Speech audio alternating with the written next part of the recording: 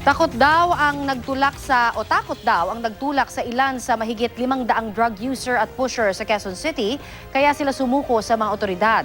Ang mga sumuko ipinadrug test, pinag-community service at pinag-apply pa sa TESDA. Balitang hatid ni Cesar Apolinario.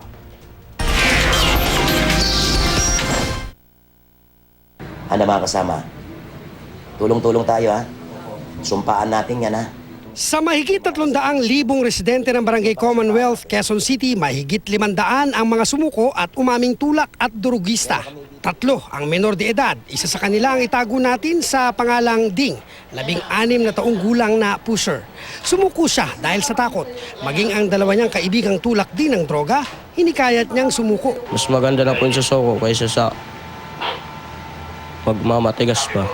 Yeah. Ba't kung nagmamatigas, anong pwede mo yun? Depende. Pwede sa cemetery yung labas. Sumailalim sila sa counseling at drug test at pinag-community service sa barangay. Ang pinakamatandang na aresto naman halos 70 taong gulang na. Kasama siya sa 3 naaktuhang gumagamit ng illegal na droga. Nananawagan sa mga nai-involved sa mga illegal na droga. Panahon na po na kayo ay magbago. Kusa na kayong magtungo sa ating barangay.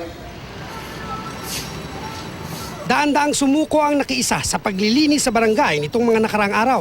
Ang ilang walang trabaho pinag-a-apply sa TESDA pero di pa rin daw sila ligtas sa kamay ng batas dahil minomonitor sila ng mga otoridad.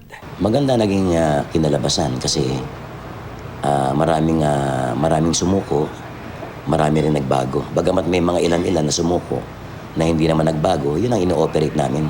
Cesar Apolinario, GMA News.